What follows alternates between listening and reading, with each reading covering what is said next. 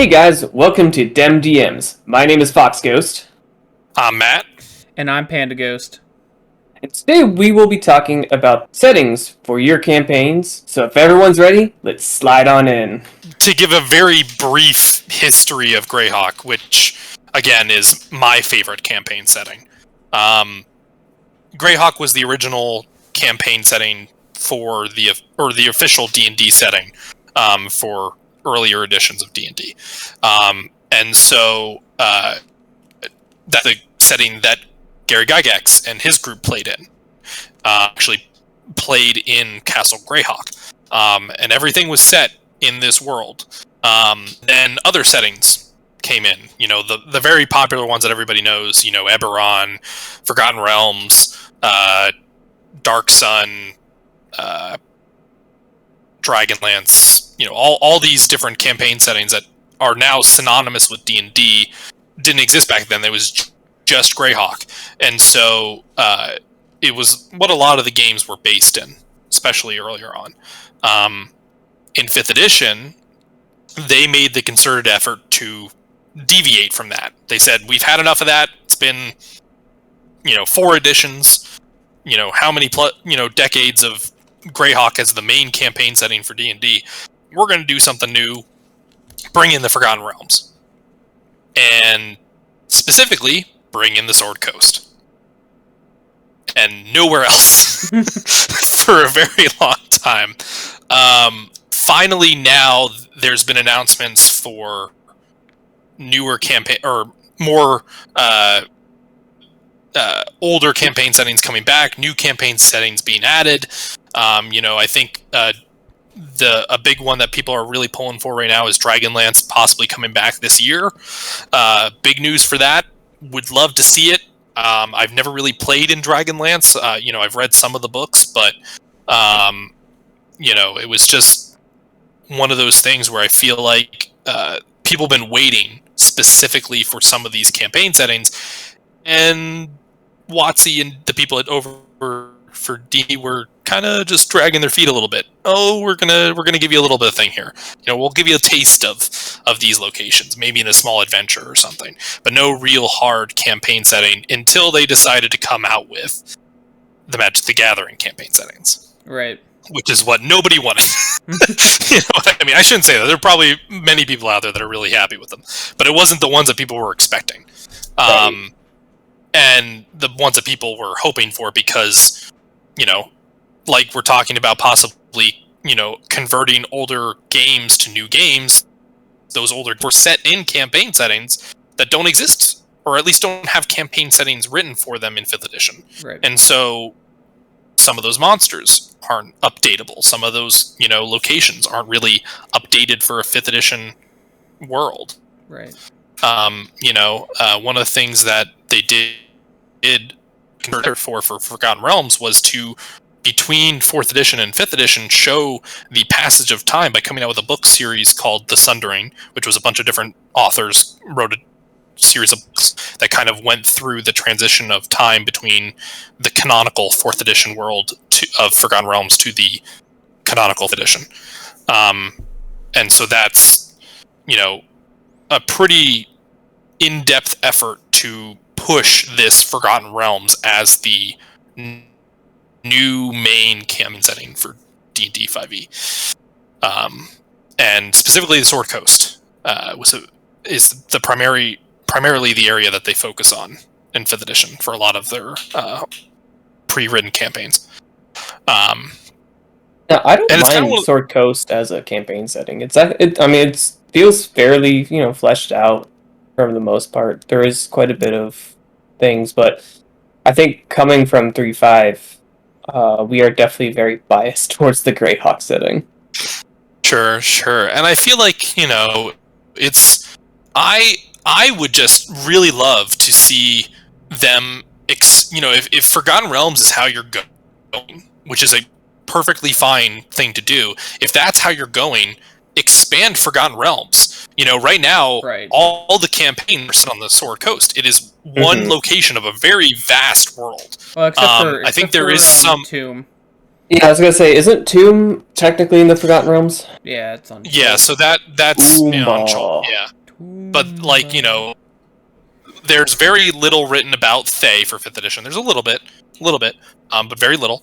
I think we just had our first campaign in terms of Icewind Dale in Icewind Dale, which is a frozen tundra location in the northern part of the Forgotten Realms. But there's plenty of world to yet explore, and there's nothing written to explain to people that haven't read the 20 years or more of book material to find things about these locations that they're trying to run, and so it got to the point where they started adding that into the campaigns. Waterdeep Dragon Heist has a gazetteer in the back which goes through what Waterdeep is like.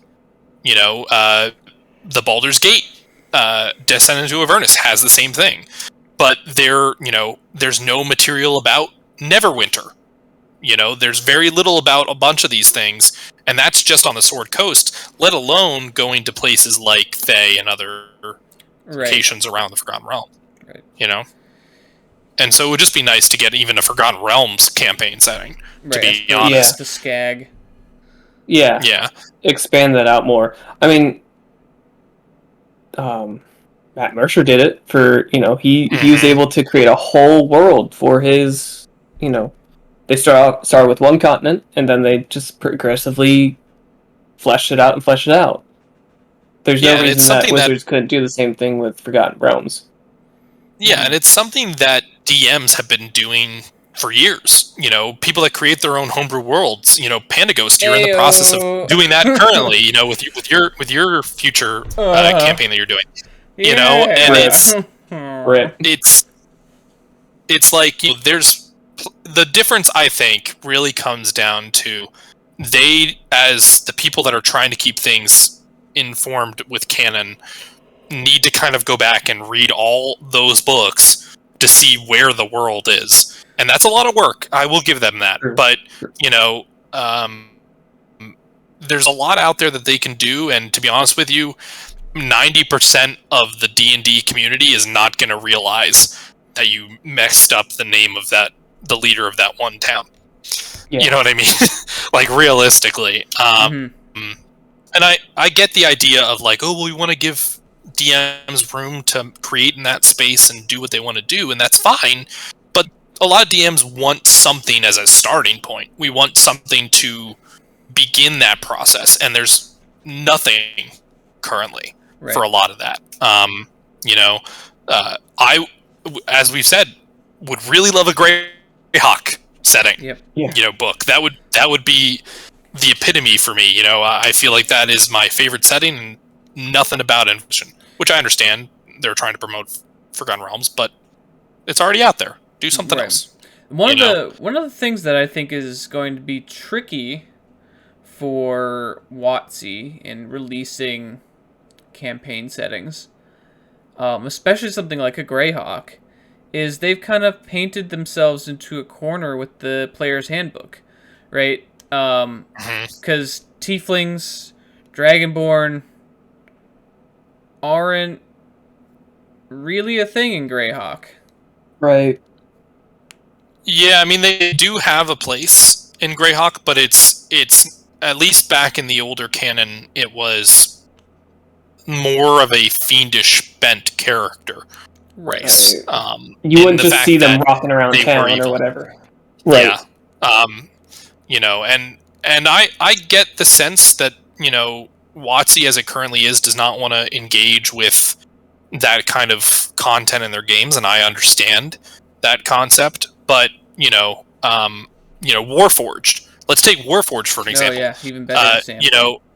Warforged came directly from Eberron. That was Eberron's specific race that they had, right?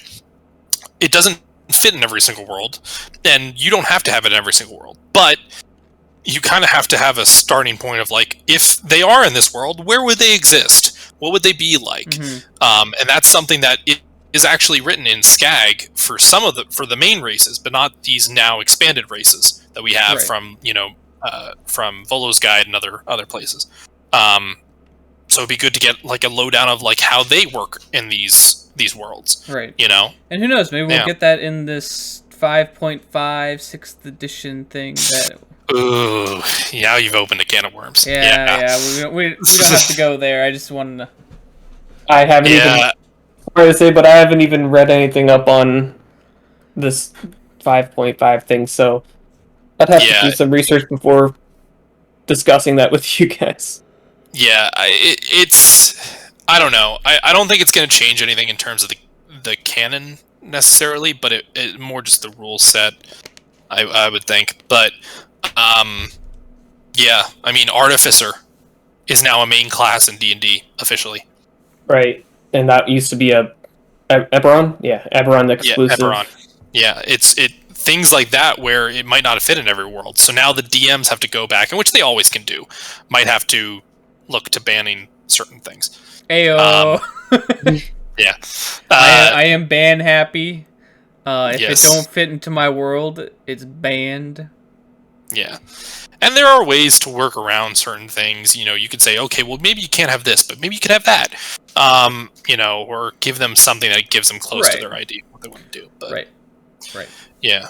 But yeah, I mean, they've announced that they're doing, I think it's 2 or 3 classic settings are coming back in the next year or so. And I think a big contender for that is Dragonlance. Another big contender is Jammer. I don't know if they have any other plans for any of the other main settings. Eberron's obviously already out there. I just, for me, it's kind of like, stop focusing on the new until you finish the old, is my opinion. Which is not always a good opinion to have. But at the same time, they're doing these expansions on things that I'm like, I don't necessarily know if I need that. I kind of want this, and I'm waiting for it, patiently, but there's a point where it's like, okay, well, I might as well just make my own world because I can't get the world that I want. Thank you for watching the Dem DMs podcast. We release a new video every Thursday. Feel free to continue the conversation in the comments down below. It really helps with the YouTube algorithm. Also, be sure to smite that like button, subscribe, and sneak attack that notification bell to ensure that you're up to date on all our new content.